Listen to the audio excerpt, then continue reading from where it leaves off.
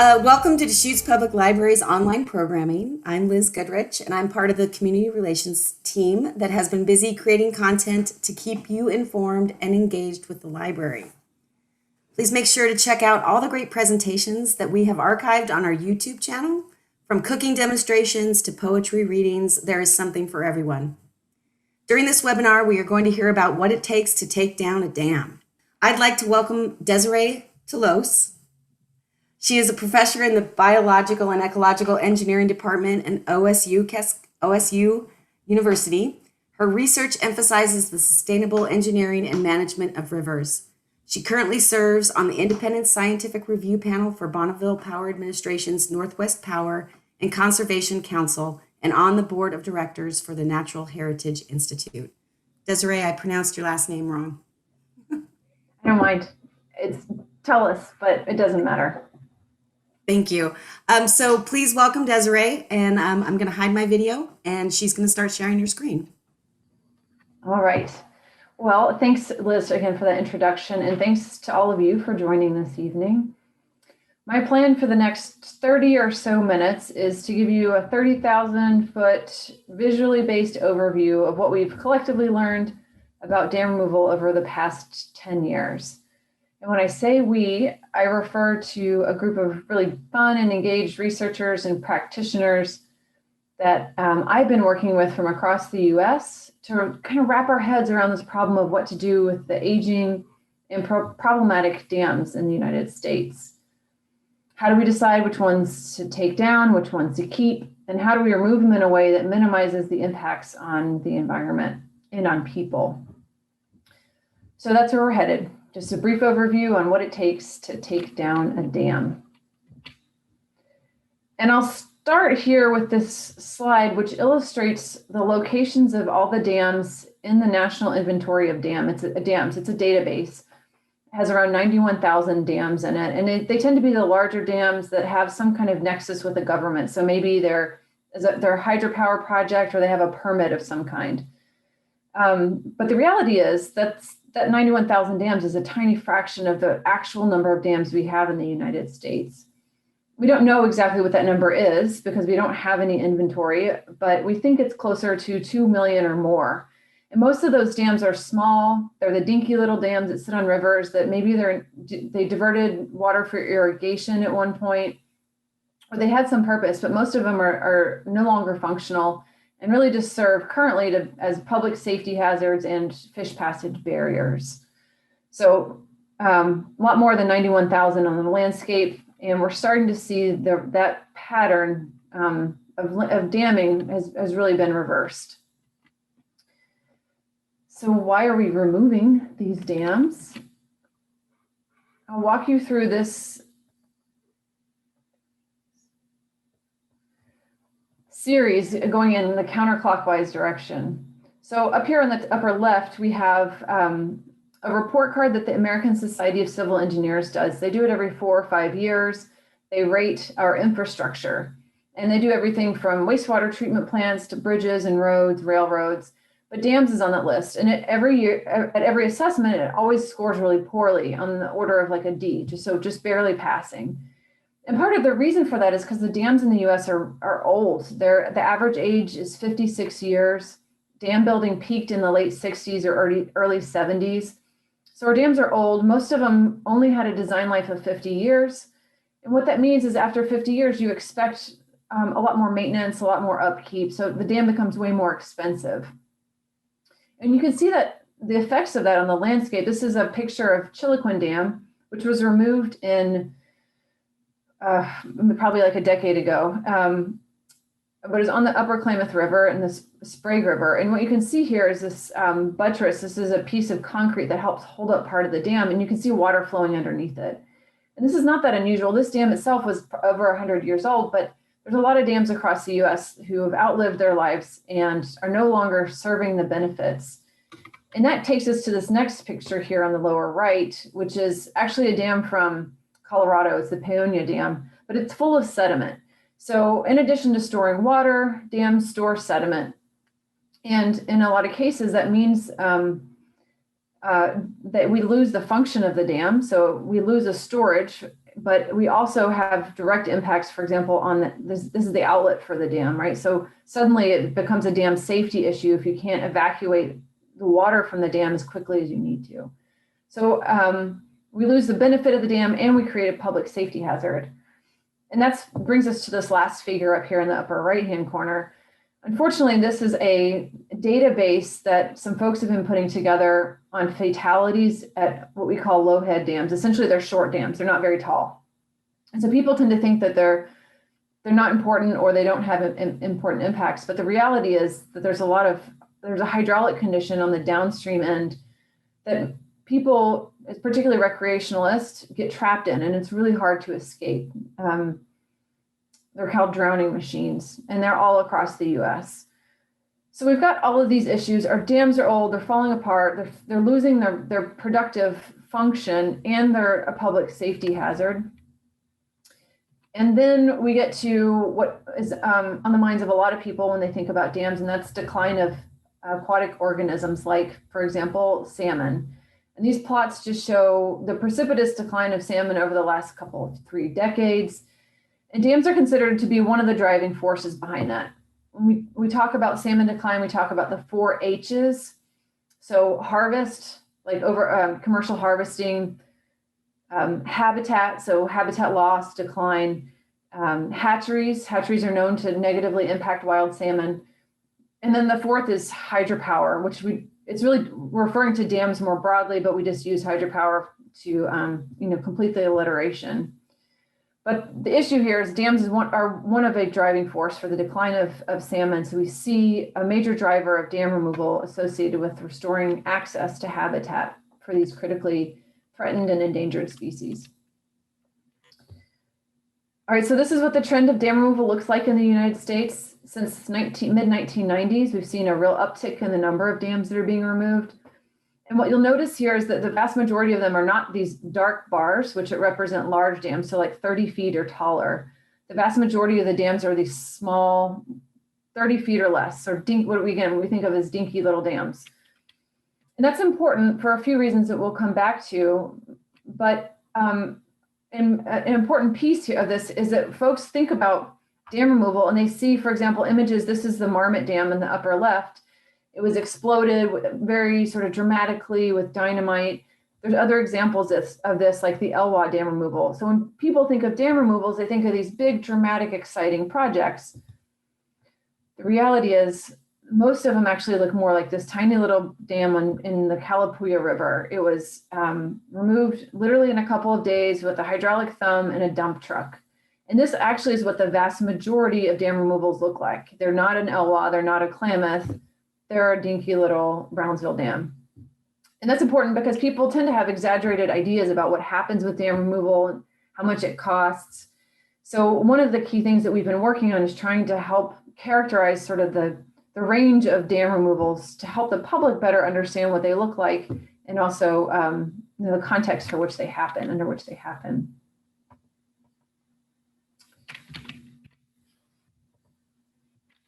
Here we go. Okay, so this is a cross-section of dams and dam removals in the United States.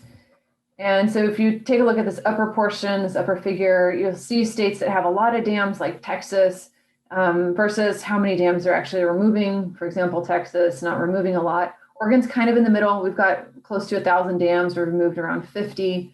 But then you'll see these hot spots of dam removals. And those are places like Wisconsin and Pennsylvania that don't have a lot of dams, but have taken out a lot of them. And those tend to be places where there are sort of regulatory and financial incentives to deal with aging infrastructure. For the most part in the US, we don't have money for dam safety and for dealing with our old infrastructure, but there are certain states that prioritize that over others. And so you see that prioritization really playing out in the dam removal landscape. All right, so just to summarize, the reasons that we're removing dams, often it's about restoration. Maybe it's ironic, I don't know, but there's way more money in the United States for restoration than there is for dam safety programs. So what you'll often see is a project, maybe the primary focus was on dam safety originally, but it'll be packaged as a restoration and dam safety project to help facilitate access to resources. Economics is another piece of this, particularly for private hydropower dams. You'll see those because they have to get permits every 25 or 50 years. And often as part of that permitting process, they have to do a bunch of upgrades to the dam, including fish passage. And a lot of times dam owners will decide it's just too expensive. And so they'll remove the dam and surrender the license because it's cheaper to do that than to try to operate and maintain this aging infrastructure. So those are the reasons that we remove dams. The sort of decisions come about based often on carrots and sticks. So the carrots are probably the bigger motivation. It's essentially available funding. And a lot of that, as I mentioned, comes from restoration-related grants and contracts. You have sticks. Regulations provide only a small motivation for people to remove dams. It's usually more focused on litigation. So a lot of lawsuits end up, a lot of dam removals are initiated as a result of lawsuits. And then some details that we'll come back to later, but around how stakeholders contribute to that process can be really important. And then technical details around how you remove a dam and what types of impacts that produces. So I'll quickly walk through some cost data. This is sort of hot off the presses. In fact, we are still working on this analysis through a project in collaboration with a bunch of folks from the USGS, the Corps of Engineers, Bureau of Reclamation, a bunch of practitioners. We're compiling the costs, total costs of dams, as well as what drives the cost, why they're so expensive. And so I want to present to you just some preliminary data that we've been compiling to help you understand sort of the context of what they cost and why. And first, what I want to point your attention to is along this x-axis that the total cost, the vast majority of them are under 500,000, with most of them being in the 1 to 500K range. So when we look in this bin over here, the 1 million, that represents projects like the Elwha, which was 350 million, or these other projects that are really big and are in the media, but they really don't represent the vast majority of dam removals.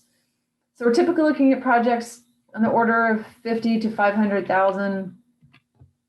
And the cost drivers, the things that drive up the cost of dam removal are things like design and permitting, stakeholder engagement and litigation, because litigation can be a big cost in a lot of projects, construction costs, which I'll show you in just a second, some details on that, site restoration. This means like if you are planting some habitat structures or some vegetation or other features to try to restore the reservoir after you've taken the dam out. And then finally, mitigation. And this becomes an important cost driver in some cases, which we'll come back to again in a second. So for the next slide, I'm going to show you a breakdown of construction costs, just the construction costs. And this is for the Elwha dam removal, which was actually 2 dams. There's Glines Canyon and Elwha. It was considered the biggest dam removal globally in history. And so these are the construction costs. A lot of details here. I'm just going to draw your attention to a couple of things. First is demolition of the 2 structures. Those are your 2 biggest costs. So around 15 million to remove the concrete, get the structures out of the way. You have other costs such as there were some hazardous materials. There was some asbestos and other things that were unexpected that they found at the site. Demolition of the powerhouse. And then in some cases, like in the case of Elwha, access was a big issue because it's really remote. So things like mobilization, demobilization, that means getting all the heavy equipment in there and out. But in total, the dam removal only cost 28.5 million. And I say only because the actual total project cost was 350 million. So the actual construction, like getting the equipment in the river and getting the material out of the river, it was only around like 8% of the total project cost. So the question then becomes, well, why did the total project cost, multiple orders of magnitude more than that? And the reason is that concept of mitigation that I referred to. A lot of times with these dam removals, there are concerns from the public, from affected stakeholders around the effects of the dam removal, and that often drives up the costs. So in the case of Elwha, so they had to purchase the dams. That obviously would have happened one way or the other, but they negotiated into constructing a new fish hatchery. to developing some flood mitigation for people downstream in terms of like improving levees, making them taller and reinforcing them. Water treatment plants, 2 water treatment plants. There was a greenhouse. Some people's septic fields, they replumbed their sewer systems. So there was a lot of these added on projects that we call mitigation to help facilitate these dam removals, to help make them happen, and so that the community can all get buy-in on it. This is not, an important example, but it's an in member in terms of the sort of add-ons that were added to it, but it's not unusual to have to include those features. So that's what I refer to when this idea of mitigation. It's those sort of add-on costs. And so another example I'll show you is Savage Rapids Dam. It was on the Rogue River, removed in 2009. And the total project cost was $33 million. It was an irrigation diversion dam. I'll show you a picture here in a second, but the dam removal construction, removing the parts from the river, only cost $5 million, but they were required to replace the function of the dam.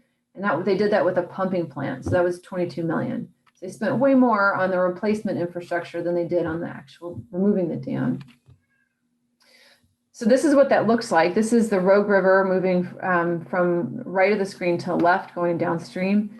You see the dam was located here, just where the red cursor is. And I'll show you some more pictures of this in detail in a second. But this was the location of the dam. This is the pumping plant, that $22 million that bought essentially this intake structure, where it's essentially just like a big vault where the water drops down into it. And then 12 pumps in this pump house right here that lifts the water up and puts it into the irrigation canals. Rather than having the dam push the water into the irrigation canals, now they've got a pump that elevates it mechanically. So that's what $22 million buys you in a dam removal project. And I thought I would show you, while we're talking about Savage Rapids, just give you a photo sequence of what dam removal looks like. What is the construction? What does the $5 million buy you? So you can see, and these photos all came from Tim Randall, a colleague of mine. You can see what the dam looked like beforehand. This is just before construction started. And then in the next phase, they're building what's called a cofferdam. Essentially, it's a temporary dam that helps them work in a dry scenario. So they push the river over to this side of the dam, and they put in a bunch of sheet piles and built this construction access road, and they're going to pump all this water out. So they can then start to remove these pieces of the dam in a dry scenario, right, without the river coming in and threatening the equipment. So you'll see them starting to break up each one of these bays individually, and it'll work their way across the river here. So here's a picture. They've just started to break apart this bay. We'll start to see them move across the channel. In this image, they've just got a couple of pieces left, but they've got most of it cleared away. And there you can see just when they're finished removing the concrete through that part of the dam. There's nothing really left here except these temporary structures, which you'll see in the next slide. They'll be removed. So now the river's still technically flowing over here on this left side of the river, but what they're doing is cutting a channel here. It's called a pilot channel, but they want the river to flow on this side because the pumping plant is over here. So they're going to cut a channel through the sediment and encourage the river to flow on this side. And then what they can do is once the river is flowing through this channel here, they'll remove the rest of the dam on the other side of the river. So that's what it looks like just after they finished turning what they call turning water into the channel. They're now removing the rest of the dam on this other side. And this is completely after construction. Everyone's walked away from the project at this point. And the only thing I'll note about this is that I wish I had a current photo of it, because all the sediment, so that a lot of the sediment has eroded and moved downstream, and the rest of this is vegetated. So it's really bare right here because it's January. They just finished construction.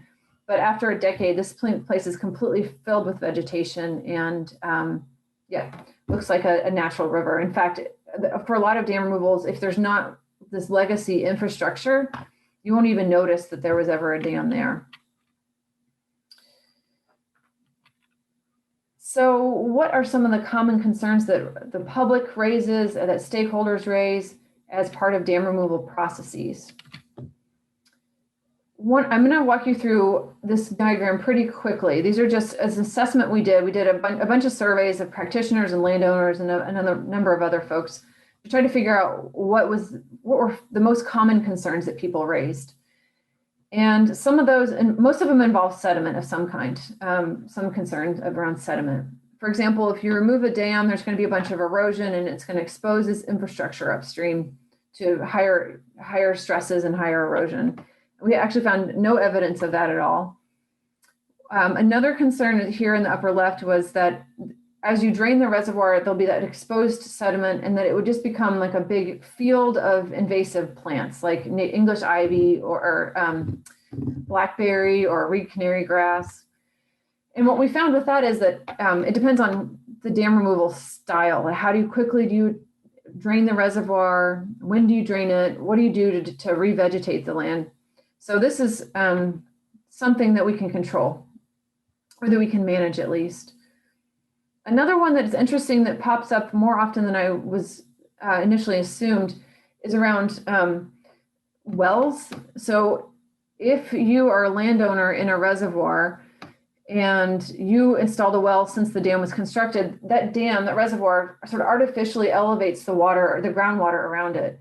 So when they so you can sort of see in this dashed line, that's where the water table would have been historically with the dam in place. And then you remove the dam and with the reservoir gone, the groundwater also drops. So you see people's wells go dry. And so when we think about mitigation and those sort of project add-ons, this actually can be a somewhat common occurrence where the dam owner then is on the hook to replace someone's drinking water well. Downstream turbidity, we're going to come back to this one, but essentially it's the idea that you are flushing a bunch of fine sediment downstream and it's going to clog fish gills and clog water intakes. We'll talk about this one too. It's the question around whether you get non-native fish invading the whole upstream basin. Another concern here is that you get deposition downstream and that might affect habitat and flooding. And we do find evidence that deposition occurs, but not that we're seeing major issues in terms of flooding and minor issues associated with habitat. And then the last one is what we call the stinking mud flat. And that's trying to illustrate that after you remove a dam and take the reservoir down, there'll be this exposed sediment. And there's a pretty widespread concern among landowners that it's going to become the stinking mud flat and there'll be no vegetation on it and the property values are going to decline. But actually, we don't find any evidence of either of those things happening. These channels and reservoirs recover really quickly and they erode the sediment and then vegetation gets established on those surfaces really quickly. And this is definitely not my area of expertise, but the folks who have done economic and realty analyses have shown that it actually doesn't decrease. There's no evidence that it increases property value, and in some cases, it appears to increase them. So those are some of the big concerns that people have raised, and the likelihood that we found it. I want to just unpack one of them in a little more detail, and that's this question around sediment, because that tends to be the biggest issue that folks have, or concern that folks have. So dams, like I said, they store water, but they also store sediment. And they store both fine sediment, so that's like silt and clay, they're really small stuff, and that tends to occur closer to the dam itself. But then if you go to the upper portions of a dam, of a reservoir, you'll see these gravel beds. And this isn't, well, it's hard to tell here, but this is the Owa. It had a really large deposition of gravel. And so you're going to get both of those moving downstream. And the concern with the coarse sediment from the delta, like I said, is that it could lead to depositing downstream, lead to flooding or habitat changes, and we just really don't see a ton of evidence of that. There is some at some cases. The other big one is that fine sediment. So as it flushes downstream, it's going to make the water really turbid or really cloudy, and then it has implications for drinking water supply and for fish. So we'll come back to that. There's also concerns around contamination of sediment, which I'm not going to get into because that's something we know before we remove a dam, and it leads to a sort of totally different pathway. But this question about sediment really is where we have focused almost all of our energy as researchers. And mostly it focuses on questions like what happens with the sediment once it leaves, and how does the channel and habitat downstream adjust? So I don't want to spend too much time on this plot, but I just want to show you. So this is the Brownsville Dam, that dinky little dam I mentioned earlier. And this white slash right here is where the dam was located. This is the former reservoir. And all this is showing you is that, in year one, you saw a lot of erosion, the sort of teal color, and the brown color is deposition downstream. It sort of stopped right here. And then you have less erosion in year two, and the deposition is kind of spreading. It's not as deep, but it's spreading over a longer distance. And those are the kinds of questions that we as researchers are asking, because it informs how we design a dam removal. Do we want to minimize the impact of sediment over a period of time? Do we want to maximize or minimize the impact over time or over space? Like, how do we design a dam removal to minimize its impact on the environment? So that's how we get to this video sequence from National Geographic. This is the Condit Dam removal in Washington. And one of our strategies is essentially just to let the river do the work. So we call it river erosion. Let the river erode that sediment and take it downstream. And it's the least sort of expensive, it's the least costly alternative, but it can result in, as you see in this video, all of this material is going to erode and it's going to be transported downstream. So if you're in a place where you have sensitive habitats or sensitive ecosystems or water infrastructure, this may not be the best solution, although it is by far the most common solution and tends to have really minor impacts on fish and ecosystems. The other strategy that we use is either stabilizing it in the sediment in place or removing it mechanically, like with a dredge or an excavator. And so this is an example. It's Milltown Dam in Montana, where they did exactly that. They stockpiled, they essentially put a cap on some of the sediment and so that it won't erode. And then they also built a railroad into the site so that they could dredge some of the material out and haul it out, because this was, the sediments here were contaminated by industrial activity upstream. So that really expensive to do these activities, right? To bring in a ton of rock to stabilize things, to bring in, to create a railroad. This type of approach becomes really expensive, but you end up with very little sediment downstream. So essentially the river downstream doesn't really know that anything happened. So that's how we end up with this question, this concern about the downstream suspended sediment. And I want to show you just quickly some data about that and about non-native fish, and then we'll wrap up with some key conclusions. So I don't want you to feel, I guess, intimidated by these data. There are just a couple of things that I want to draw your attention to. This is a dam removal on the Patapsco River in Maryland, and it's the classic example of a dam removal. It represents what most of them look like. And so what you see on this, just focusing on this first graph in the top, over time, and the vertical line right here represents when the dam was removed. This site is located upstream of the dam, so it would have no effect. It won't experience anything associated with the dam removal. It's our sort of control, or how we know what the background noise is. So you've got this dashed line here and across it, that's the state standard.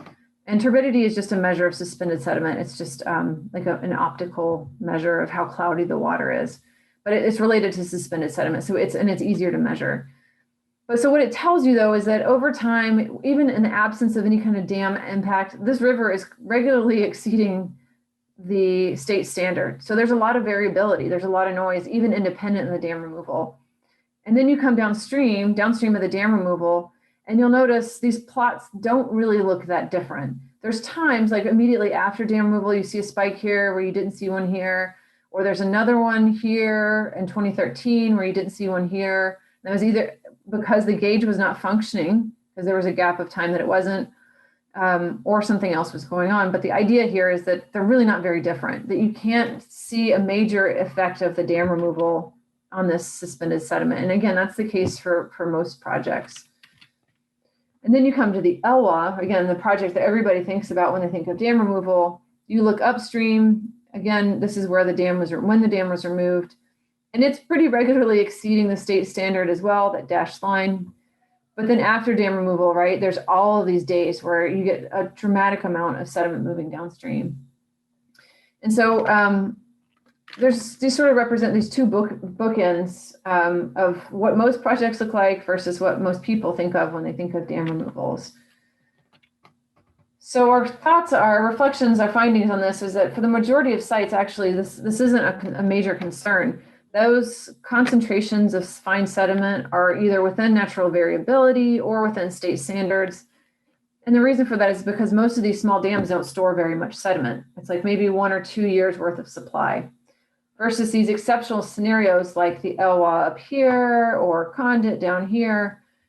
They definitely do create impacts. And those are places where we need to pay more attention and need to be much more careful about how we remove a dam.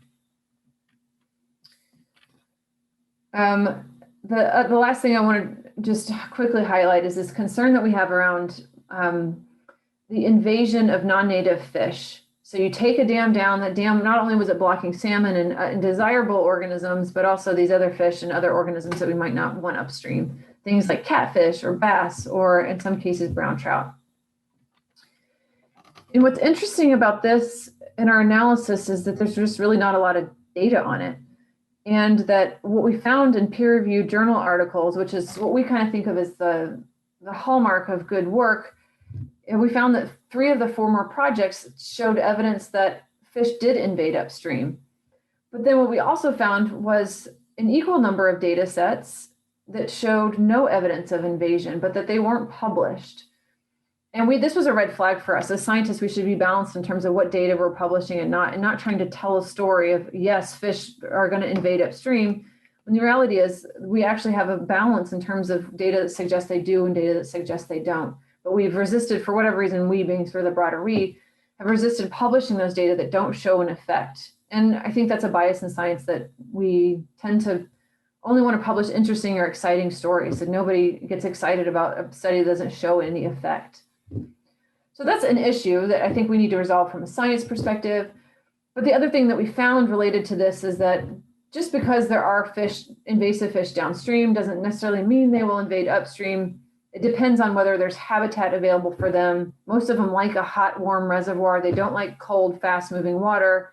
So oftentimes they won't invade because there's no good habitat for them up there. So yeah, interesting sort of balance in terms of what we present in science. So I'm going to wrap up with a few conclusions, and then excited to open it up for question and answer. First, I think it's easy to conclude that we're going to start to see, or that we'll continue to see dam removals as a preferred alternative for a lot of aging dams, both due to their safety liability issues, the economic issues of maintaining old dams, and also the environmental justice related issues with dams. What we have found generally is that for most channels, physically in the ecosystem, it recovers pretty quickly, both from the presence of the dam, right? Because those dams have important impacts on the system, and also from the dam removal. I just want to reiterate this point that most of the dams that we work on, most of the dams that get removed, they're not in Elwha or Klamath, they're the dinky little Brownsville dams. And that project costs are often driven not by construction costs and design. It's driven by stakeholders, by litigation, and by these processes by which we bring consensus to the table, which oftentimes involves alleviating these fears and concerns that folks have, for example, about their water intakes or about flooding, even if they're not warranted. And then finally, just reiterating the point that public perception and engagement does strongly influence the decision process. And you'll see this in a lot of cases. I mean, I could give you an infinite number of stories where stakeholders have been the deciding factor. The public has been the deciding factor in whether a dam does or doesn't get removed.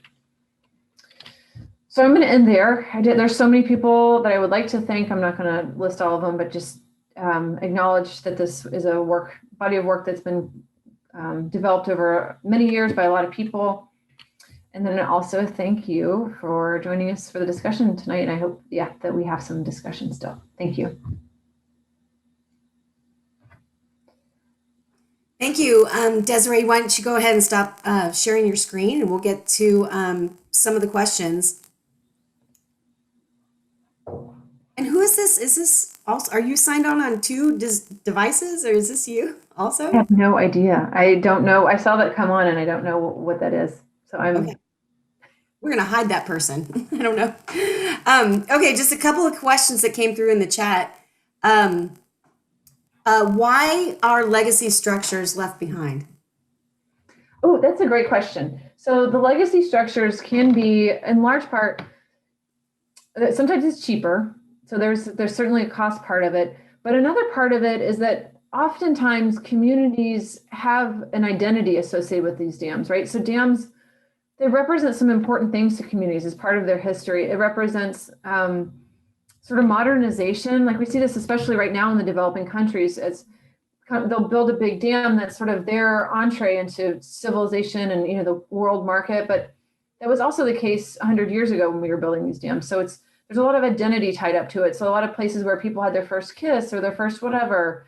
So there's a lot of identity that the communities relate to with these dams. So that is oftentimes with these remnant structures are left in place to help provide communities some sort of still piece of that identity, so they don't feel a complete sense of loss. Because that is a major driver of some resistance to dam removal. Is like, this is part of our home. This is part of who we are. It's part of our identity. Yeah, that's interesting. Thank you. So here's another question, and there's some initials in here that I don't know what they stand for, so hopefully you do. Is OWEB always involved in Oregon dam removals? If not, is there some criteria by which OWEB is involved? So OWEB is the Oregon Watershed Enhancement Board, and it is a really innovative program that Oregon alone has. It's paid for by lottery dollars and some other things, but they fund a lot of salmon restoration projects in Oregon, including some dam removals. But they're certainly not the only funder. They definitely do fund some dam removals and a lot of restoration work. But the funding for these projects comes from all over. A lot of them are paid for by taxpayers through the federal government. Like I can tell you 3 projects in Oregon that I worked on that the federal taxpayers paid for, because the federal government bought the dam from the irrigation district and then they took ownership and removed it. So yeah, there's a lot of different funding mechanisms. And OWEB has been an important driving force in Oregon for sure, but definitely not the only one. Thank you. So here, this question is about the scientific data that you were talking about, some published, some not. And this question is, might the unpublished data not meet the standards required for peer-reviewed publications? We did look at that, and our sense was that wasn't the case, and that instead that the concern was just that people were busy and they collected these data and just didn't have time and weren't motivated to publish the data. And that was based on our conversations with these folks. But I do think it represents a real issue if it creates a bias in our understanding of, when there's so few data points on what happened with fish. There's no incentive for us as scientists to publish, or we make jokes about it, right? That there's no incentive for us to publish a non-story. And so we are really, and there's an effort within science to try to reverse that trend, but because they do represent important pieces of our knowledge, of our understanding of systems. But so my sense to answer your question more directly is, our sense was not that it wasn't publishable data. It was just that the people who owned it were busy and there was not really any motivation for them from their employer or from their perspective to get it out into the public domain. Thank you. So this is going to be the last question I'm going to ask you from the chat. So if you have questions, you should be putting them in the Q&A. So this is the last question from the chat. What factors do you consider in prioritizing dams for removal? Okay, so I will do my best to answer that question, but I am definitely not the expert at that. So I've seen these prioritization schemes that people use. For example, there's a number of them for barrier removal, and they're based on things like, how many miles of high quality habitat do you have upstream? Are there more dams upstream, or is this the lowest in a sort of cascade of dams? Are there important species of concern in that system? Do you have willing landowners or willing parties to participate? But those are just for like the voluntary dam removals. There are certainly other projects where they're motivated, for, like I said, by litigation and not really by priority. It's that someone's being sued and they are forced to remove the dam. And so there's not really any prioritization happening. It's just that the litigation is the stick, essentially. rather than there being this carrot of it's a high priority dam. There's a lot of great habitat upstream. We've got a lot of fish that need to use it, and they're really in bad shape. And we've got these willing parties that want to collaborate. Those tend to be the things that I see most commonly. And then availability of funding. Those tend to be the things that I see in prioritization schemes. But I'm sure that there are others that I'm not aware of too. Yeah, thank you. So Lisa Alger says, thank you for the great presentation, Desiree. Thanks. And Pam Conley wants to know, what are the time expanses between decision to take out a dam and dam removal? Ooh, that varies tremendously, Pam. It's one of the projects I worked on, it was 30 years. So it was at Savage Rapids Dam Project that I started working on studying sort of the science of it, but there had already been 30 years of dialogue and litigation before they even decided to remove the dam.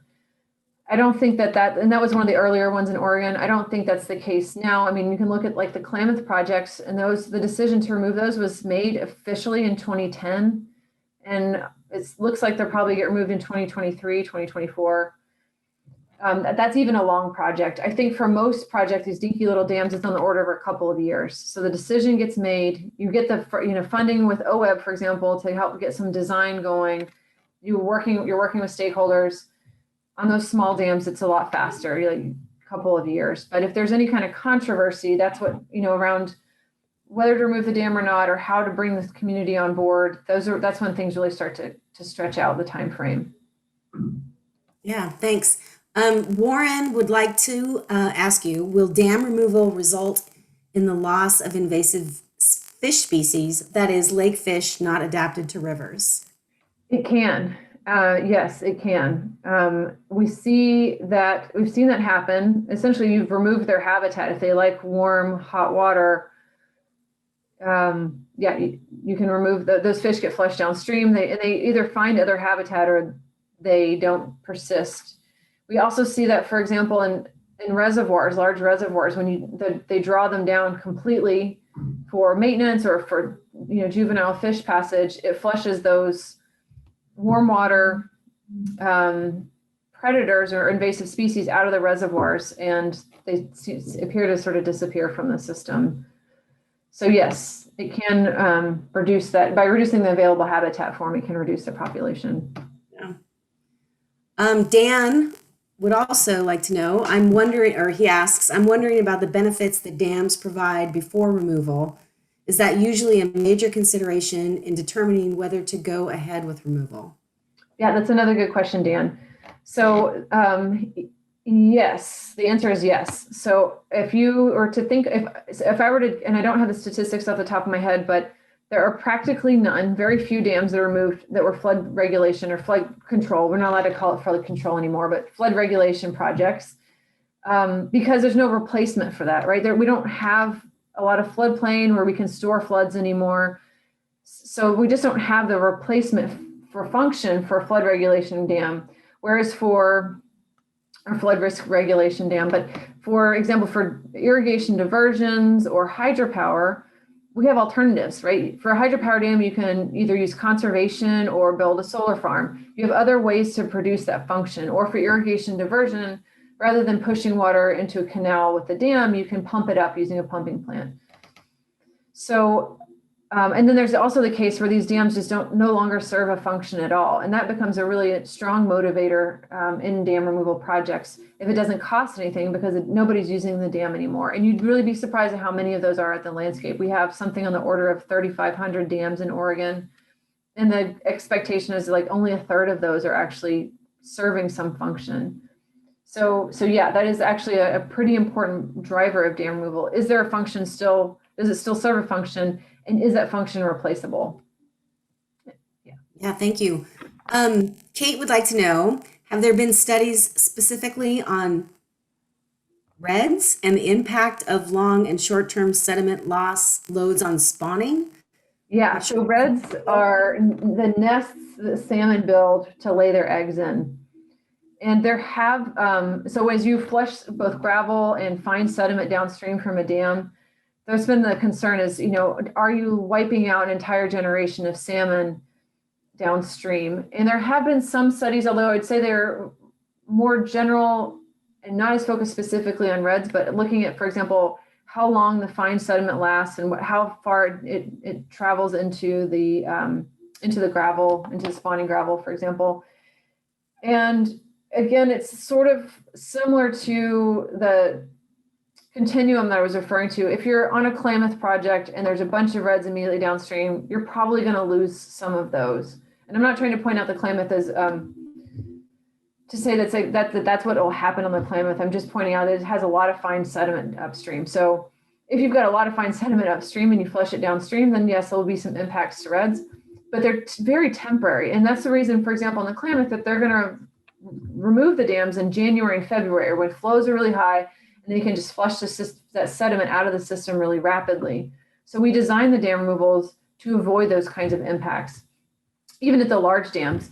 But at smaller dams, I mean, there's just so little sediment that there tends to be very little impact on the downstream reaches. But for those where there are, yes, there can be these short-term negative impacts. They tend to be very transient, and the dam removals are explicitly designed to try to minimize those. But I think I'd be lying if I said that they didn't ever occur. Yeah, thank you. Lee would like to know how many dams in Washington and Oregon are being considered on any level for removal. Oh, I do not know the answer to that off the top of my head because there's no database on that. We don't have a database of how many people are considering dams because, some will be considered for removal and not removed, and some will be considered and will be removed. So I don't know the answer to that. Sorry. Thank you for that straightforward answer. Tracy would like to know, is there anything you can share about the recent proposed legislation to remove the 4 dams in the lower Snake River? We were talking about this before the webinar started. Yes, and I have to say that I have my own personal opinions about it, but I serve on the Northwest Power and Conservation Council, who is funded by, it's a program under BPA, and I am therefore not allowed to publicly comment on that process because BPA could be impacted by it. So I wish I could tell you, but I can't. That's the answer. Sorry. That's also a straightforward, honest answer. Warren would like to know, are dam owners easy to identify or are property rights unclear? And how does this affect dam removal?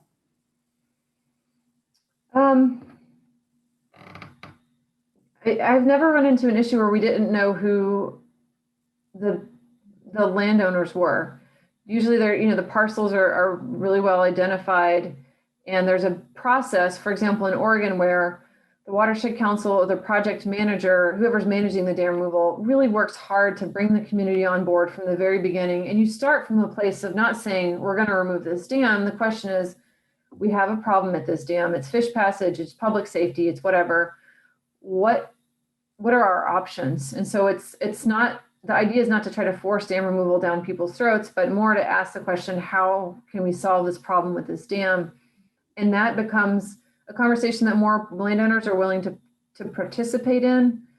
And so you tend to get both people directly impacted, the parcels around the reservoir and the river downstream, but then also a broader community who has, some identity with the dam or some engagement with it or other vested interests. So I've not run into any situation where it's been difficult to identify who's associated with it. There certainly are dams where we don't know who the owner is, but we know who the adjacent landowner is. So but then there becomes a battle of like, I didn't build the dam, but I own the land, and who owns so those debates certainly exist, but they're not even that common as far as I'm aware. Okay, so we just have 2 more questions, and this one I'm not sure if you're going to be able to answer. Actually, 3. Kate's going to rephrase her question. Oh no, here we go. Would you anticipate, your presentation focused on small dam removals. What are your thoughts on removing dams as large as Bonneville, giving public concern to do so? I don't think that we're probably going to be removing Bonneville Dam anytime soon, or any of the flood regulation projects on the Willamette, or these large dams, right? Those are managed by the federal government or by public utilities, but they're managed in a way that they're all required to have fish passage. They're all managed in a way that is intended to minimize their impact, and they're serving functions that are frankly irreplaceable. Like, we couldn't live in the Willamette Basin if there weren't these flood regulation projects upstream. And similarly, though we have the benefit of really clean air in the Pacific Northwest, in part because we've got so much hydropower production. I mean, there's definitely a lot of deadbeat dams, even hydropower projects. If they're not producing a substantial proportion of our energy budget, that may make sense to remove. But my sense is we're not going to have any conversation about, Bonneville, for example. The lower snake dams, I think there's real traction gaining on potential for removing those. Whether or not it happens, I can't predict. But I think for the most part, those big dams on the Willamette, on the Columbia, those are probably not going anywhere. The vast majority of these dams are, at least for now, are irreplaceable in terms of the functions that they're serving. Yeah, and so Kate just kind of wanted to rephrase her question a little bit. She would like to know, would you anticipate impacts to be the same as with smaller dams, but on a large scale with removal of a dam as large as Bonneville, or might there be other impacts that have yet to be experienced from removals to date? Okay. Well, I think that the impacts are similar, but they're just with larger dams, but they're just more severe and they take longer, right? So when I can use my whiteboard here and sort of draw out the way we think about impacts of dams. Can y'all see this? Yeah. Okay, so on the x-axis up here, oh boy, this is going to be funny. River condition. Okay, so just I'm going to leave that as a river. River condition on the y-axis in time.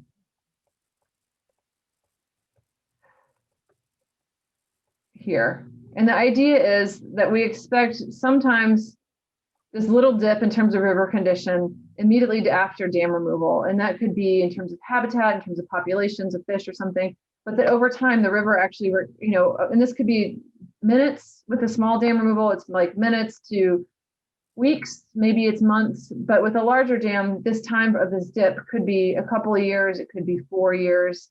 So this pattern we think is the same, where river condition might drop for a little while, but then over the long term has a benefit. But that it's the timing with bigger dams. We expect there to be that impact to be drawn out for a longer period of time and possibly to be more severe. And then the other thing that your question raises is that with some of these bigger dams, like the Klamath is a great example, where there's a bunch of harmful algal blooms happening in those reservoirs currently that are quite toxic because there's a bunch of nutrients in them. And so there's, for some individual sort of exceptional cases, there's other things that might happen, like the sediments might be contaminated, or there might be a lot of nutrients that are released with a dam removal. And so those are cases where we really have to pay attention to what the potential impacts are and carefully design the removal strategies. And those types of sort of rare, exceptional things tend to occur more with the bigger dam removals. So not only do they have more sediment, but they have more likelihood for something like contaminated sediments or something else going on that might have a bigger effect. So yeah, certainly there's a scaling effect in terms of the impact, but then also a potential for there to be something else. And that's certainly not always the case. Marmot didn't have any sort of ancillary issues, but it can happen. Yeah, thank you. So just really want to thank you tonight. This was such a great presentation and such really great information that, in a state like Oregon is really important to hear about from an expert like yourself. We did have two other questions about if you are willing to share your slides. Yeah, I'd be happy to do that. Should I just send them to you, Liz? Just send them to me and I will put them out there with the evaluation tomorrow. So thank you so much, everybody, for joining us. Be on the lookout for the evaluation that's going to come in to your inbox tomorrow. And Desiree, we really appreciate you and thank you so much. Thank you. Y'all have a good night. Good night.